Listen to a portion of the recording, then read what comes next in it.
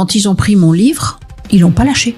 Qu'ils n'avaient pas l'impression de lire. Il m'a dit, tous les amateurs de science-fiction devraient lire mes livres. Les premiers retours que j'ai eus étaient justement de personnes qui avaient complètement arrêté de lire, qui aimaient la lecture, qui aimaient les histoires, mais qui n'avaient pas le temps. Ces personnes étaient tellement fatiguées qu'en fin de journée, quand ils regardaient une série, ils s'endormaient devant la série. Et ces gens-là m'ont dit que grâce à mes livres, ils ont recommencé à lire. Ils lisent pas tout le livre en une seule lecture.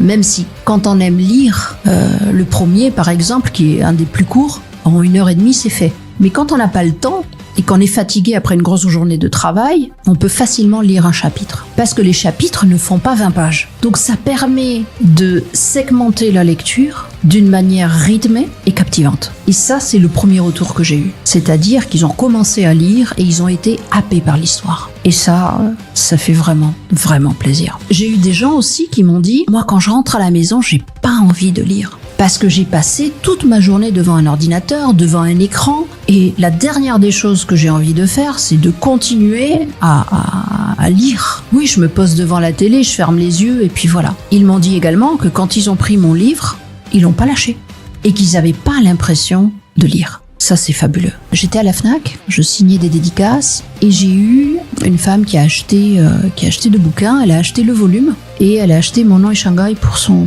fils. Et le soir même, j'ai eu un message qui me disait qu'elle n'avait pas lâché le livre, et qu'elle avait fini. 3 tomes en quelques heures, ça fait 400 pages, et qu'elle avait hâte que le volume 2 sorte. Après, j'ai eu des critiques littéraires. Donc j'ai annoncé la sortie de l'Archipel en Belgique et les 3 premiers tomes ont été, entre autres, achetés par un critique littéraire belge qui ensuite m'a surprise en me disant je viens d'écrire une revue sur Babelio. J'ai pas assez de place pour mettre tout ce qu'il faut mettre. Ça mériterait encore au moins 2 ou 3 critiques supplémentaires sur les dessins, sur les plans. Et surtout, il m'a dit quelque chose qui m'a profondément touchée. Il m'a dit que pour lui, de son point de vue, tous les amateurs de science-fiction devraient lire mes livres. Parce que ça a vraiment une approche différente de ce qu'on lit au quotidien au niveau de la science-fiction. Ça a vraiment quelque chose de nouveau. Et ça fait plaisir.